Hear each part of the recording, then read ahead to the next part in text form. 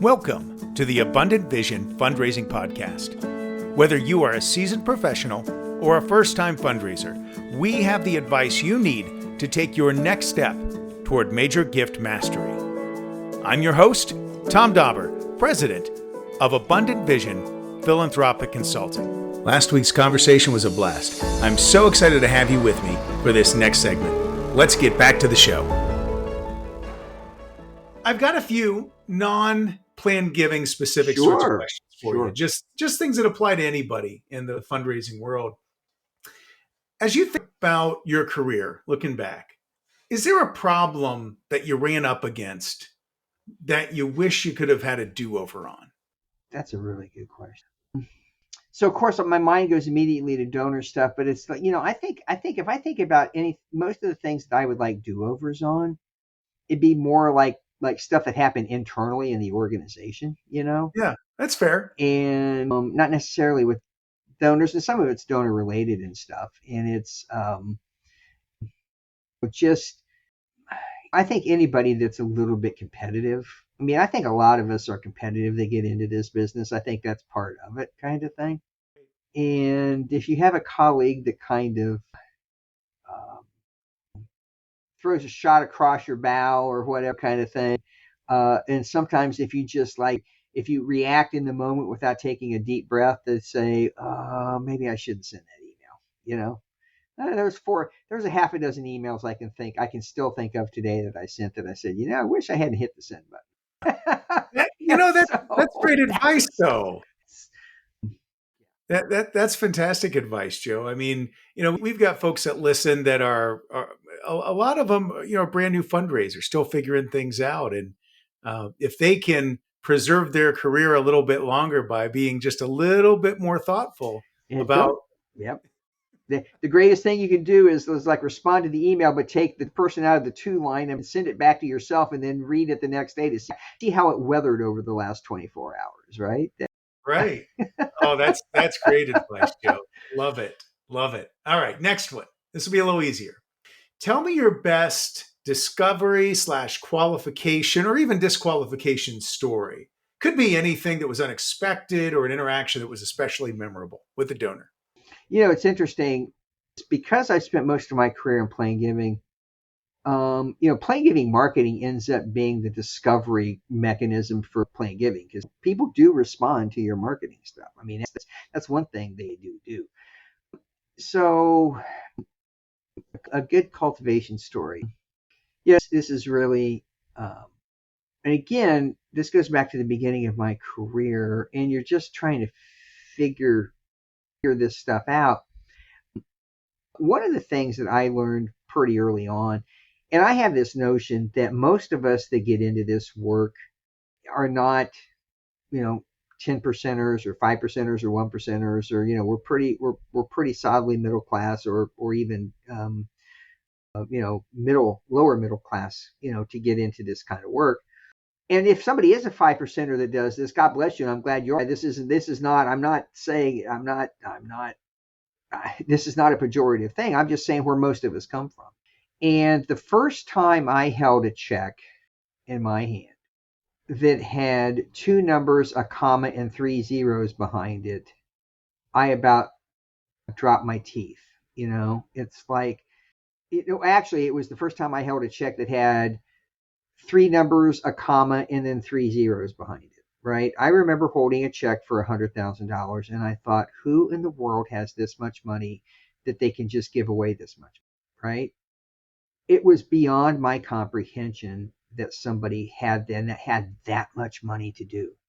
And I think that's the most, in the early part of my career, that's the most, I think your ability to try to put yourself in their shoes again and see the world that, okay, I do have $100,000 I can pay, right? And don't put your own, I think that's the hard, and that was really hard for me to do because intellectually I'm thinking, okay, well, yeah, this person's going to give us, a couple $100,000 or whatever. But intellectually I could say that, but like internally I'm like, well, how in the world are they doing that? You have to get yourself beyond yourself. Don't allow your interactions with your donors to be locked down by your own perception of wealth. You have to view wealth from their perspective and not your perspective. And the longer you do it, the more comfortable you will get with it. And so I think that's the most important thing for somebody early on in their career is you have to, if you're from a middle class background, you have to figure out a way to get comfortable with wealth. Mm, that's great advice. Well, tell me about your best cultivation story. A time where you really deepened engagement in a way that impacted the donor's sense of connection to your mission. When I was working at Ohio State, and the way we had the plan giving office set up in that point, we were a service unit to everybody. And so there was a donor I was working with that was very interested in cancer research and had given a little bit of money to a specific researcher and was working on kind of a blended gift, like an outright gift and then an estate gift for this researcher. And they did not live in town, and they came to town, and we took them to the James, and we took them to lunch, and we had lunch with the researcher, and the researcher took her to his lab, to her lab. The researcher took her to her lab. And I stood a few feet behind the donor off on an angle to see the whole thing and just to watch her face and to have that researcher say, here's what we're doing. Here's where we're trying to get to. Here's the successes we have. Here's a challenge we have. Here's where your funding makes all the difference in the world. And to watch that person take that in and just not that they weren't going to give the gift, but boy, you want to talk about cementing something. I mean, it was, she walked away and she goes, man, I wish I could do more now, and so it's and I've had a few experiences like that where in higher ed you have this wonderful ability to, particularly people that want to do scholarships and stuff, to actually meet kids that are getting scholarships, and to have that connection, Oh, and yeah.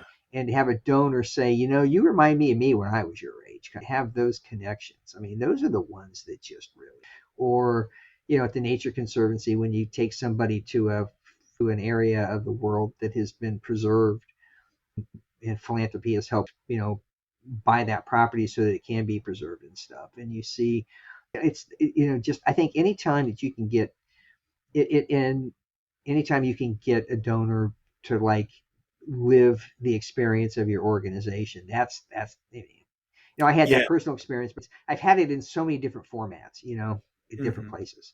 And we had a donor at the zoo who was deaf. Well, wasn't deaf, but was very hard of hearing. And just from birth, she had a son who was deaf and was at Gallaudet College in D.C., the college that is that teaches everything in sign language. Mostly deaf people go to Gallaudet. There was actually a gorilla at the Columbus Zoo that was deaf, and to see the interaction, like, wow, they lived the same experience, kind of thing. It was really amazing just to kind of see that almost unseen connection between those two people. Were they able to communicate in ASL? The gorilla could not communicate back, but people at the zoo did try to communicate, Yeah. like with signs, not necessarily ASL, but and so it was obvious that the gorilla knew that this person was, it was just fascinating to watch Ah, it. And that's so cool. yeah, I think one of the advantages we have is living in a highly technological age. I think about, and I don't get paid for endorsing these folks, but I think ThankView, if you're familiar with that yeah, platform, is so wonderful. I mean, we would kill ourselves trying to get dental students and pharmacy students, write thank you notes, and we'd bribe them with right, beats and everything. And we probably got about 60-70% of them in the door. But I had the opportunity one of my last years at OSU, to get all these incoming pre-pharmacy students to do the ThankView. And it was such a more normal experience for them. They all feel comfortable sending a sure, video thing. And of course, you get to edit it first and make sure it's okay. So powerful. I'm watching them crying because these are students who this was a need based scholarship. We mm-hmm. were topping off some aid from the general university undergrad program Yeah. to make it so they had no expenses. It was such a powerful stewardship experience. But just to your point, anytime you can connect them, it's beautiful. And I've talked to people that are on the receiving end of those, and those are not only is it powerful for both ends, it's powerful for the student to do it, and it's even more powerful for the donor to receive it. Yeah, yeah, for sure. All right, we're getting close to the end here. Tell me your best solicitation story. Doesn't have to be the biggest, but it's the one that's most meaningful to you for any reason. This is one of my all-time favorites. So we were put, and this is philanthropy, but it's not philanthropy. So when I was at the Columbus Zoo, we realized that there was a huge opportunity in corporate sponsorships. Like if you go to a baseball stadium and there's, like Budweiser and, the bank and everybody else has signage up, and you go to almost, there's opportunities at a place like the zoo to do that. And so it's not philanthropy because it comes from marketing, but it's the principles on how you solicit something like that is exactly how you would solicit a major.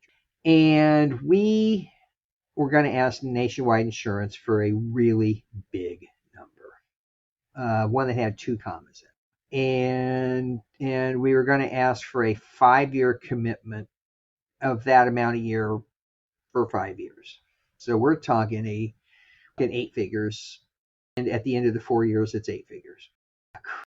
And so we ended up getting the CEO of Nationwide Insurance at the zoo. And we put together this presentation on why we were doing it and why Nationwide should be part of it, and how we actually had a puzzle, because at that point they were supporting several different pro sports teams. They were supporting Ohio State. They had a PBS show that they sponsored, kind of thing. And we said, look, you're missing a gap here, and we complete your puzzle. We complete your marketing puzzle. And we were walking out of that, and we worked like crazy. I mean, it was just a whole team of us worked like crazy. I happened to be the front guy to present it. And I thought, man, this is going really good. You know how sometimes when you're doing something, you're like, oh, this is. And so we're walking out, and we were going to go to the next building because we stopped in our tour. And this is the CEO of Nationwide Insurance, a Fortune 100 company, I think. I think they're a Fortune 100. They may be a Fortune 200, but they are certainly okay, right? We're walking out of this building, and the guy kind of gives me a man hug around the neck, kind of thing. And he says, I wasn't expecting to get sold today. And then he picked up his pace and walked about 2 steps ahead of me. And I thought to myself, oh my Lord, he just said yes. And he did. He just said yes. I didn't know what I didn't know what to do at that point, And so this was like 2/3 of the way through our tour. And we had one more, we were 80% through our tour. We had one more stop before we got back to the office. And so I'm thinking, the guy just said yes, but I've got these people waiting, and they're taking time out of their day. I got to just stop in at least for 30 seconds so that these people don't think that I blew them off. I mean, the internal zoo people, and like I'm asking people to take time out of their day to do a presentation for the CEO of Nationwide.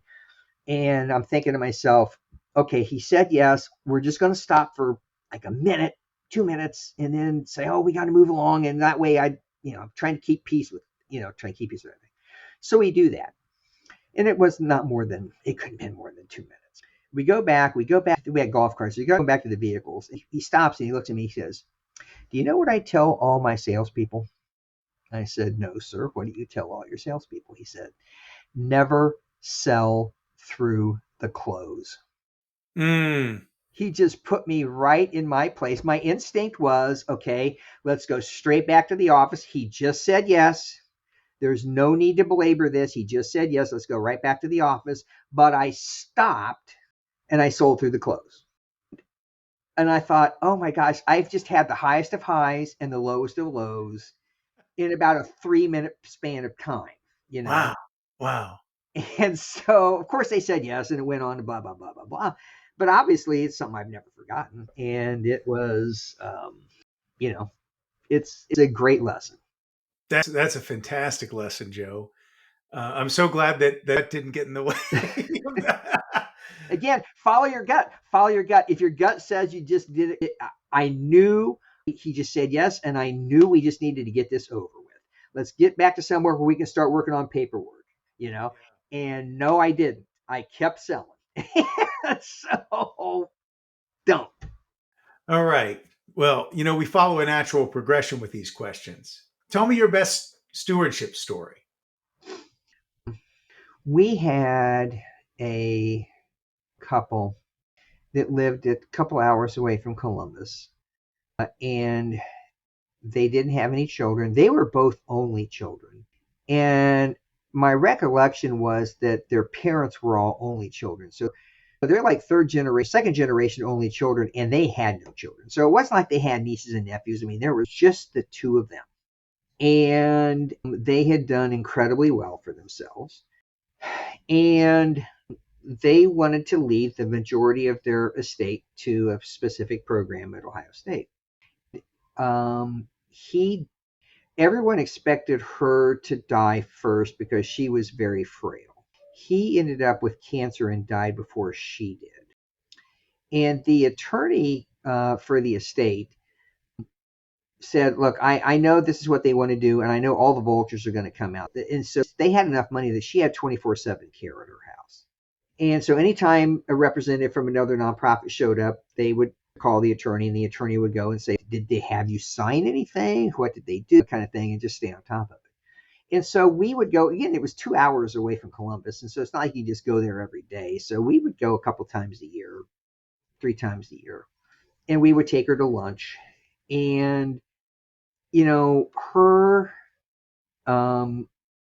her joy in the fact that we took the time to do it, and because, he was, again, they were a traditional couple. He was it was his business, and, he was in charge. And so she's kind of in the background, and her genuine gratefulness that we actually took the time, because she's like, this is a long way from, I'm just little old me, and you're coming all the way up here to have lunch with me, kind of thing. And just, but it's one of those things that she needed to know. Well, it ended up being like an $11 million gift, but when she passed, right? So I mean, it was definitively worth the time. But even if it was only $100,000, it was one of those.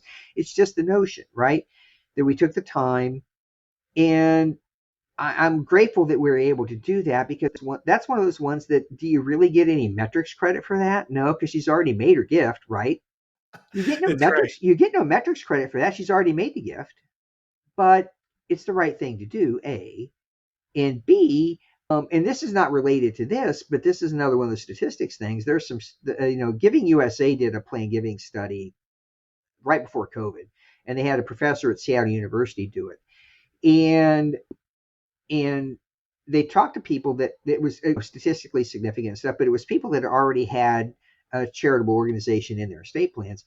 And one of the questions was, have you ever changed it? And a bunch of people said, yes, I've changed it. And said, why do you change it? Said, because people forgot about me, right? And so this is where our metrics get in the way of doing the right thing, right? So if somebody says, I've got you in my will when they're 65 years old, you don't get any metrics credit for going to see them, and you don't go see them for 10 or 15 years, and they go to rewrite their will, which they do. And like, well, these people don't care about me anymore, but this other organization, I like this other organization. So, every business in America will tell you that their best next customer is a current customer, except fundraising. Are you going to walk away from a $10 million gift because you don't have any metrics credit for that? Sometimes, right? And it happens, but is that right? No. So anyhow, it's the right thing to do, right? You take the time to go thank these people, because it is their final gift, kind of thing. So anyhow, so that was great. So then one time we took her to this is Christmas time, we took her to a place, and it was an old monastery that had been converted into a restaurant. And they didn't have all the elevators. So they had this like one of these like little outdoor elevator things, and she was in a wheelchair. And so you could just barely see the top of her head. And right as we were getting done with lunch, it just started snowing. Those big flakes that are like as big as your hand, there's just those big flakes of snow.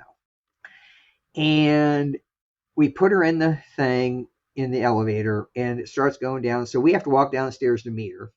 So you watch her coming down, and you can just barely see the top of her head, and it's this snow going in it. And it gets to the bottom, and it makes this strange noise, and it starts going back up again.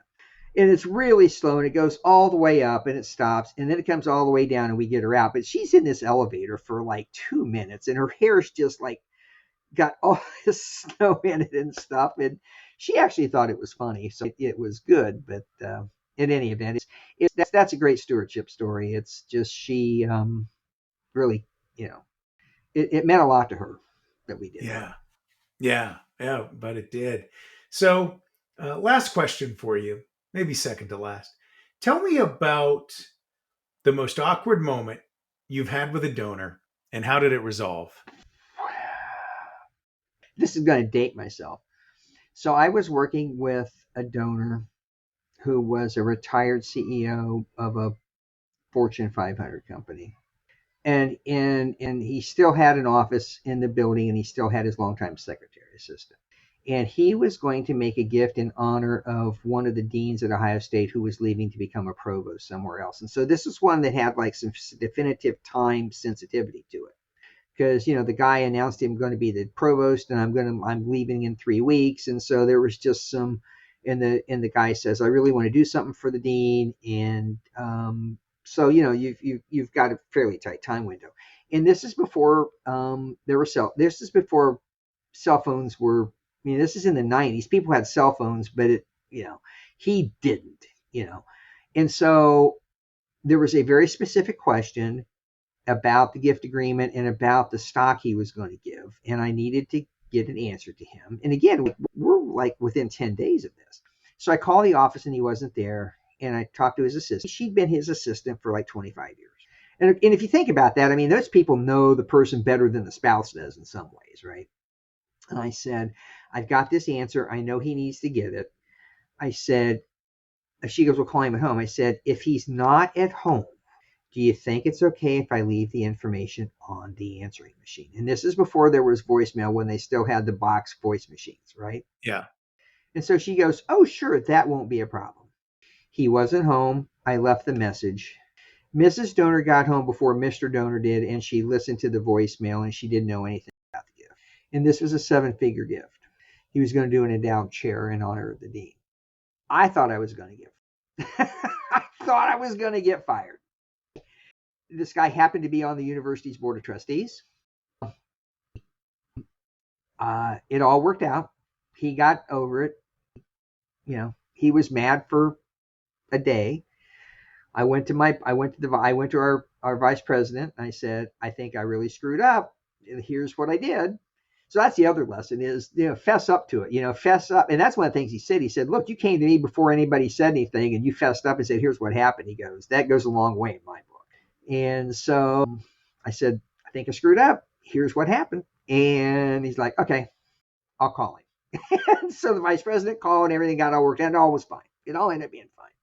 But yes, that's the one that kind of like, holy smokes.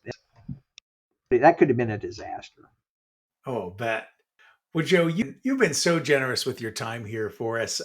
One last thing I want to ask you. If we have listeners that need help with planned giving and want to talk with you about it, how do they track you down? Easy. You can go to my website and then send me an email, because the email's on the website. Or I think there's a contact me thing on the website. I don't remember. But what's your website? But the website is www. And the name of the firm is Philanthropy Advisory Council. And so it's not abbreviated. So it's www.philanthropyadvisorycouncil.com. Excellent. I'll make sure I put that. And my email is joebull@philanthropyadvisorycouncil.com. So somebody can send me an email directly. I'll make sure we get that in the show notes. Well, Great. Joe, thank you again. This has been a real masterclass. Thank you. Loved it. Now, if you've enjoyed this podcast, please be sure to subscribe and give us a 5-star rating on your podcast provider. I'm your host, Tom Dauber. Thank you for joining me as we journey together towards major gift mastery on the Abundant Vision Fundraising Podcast.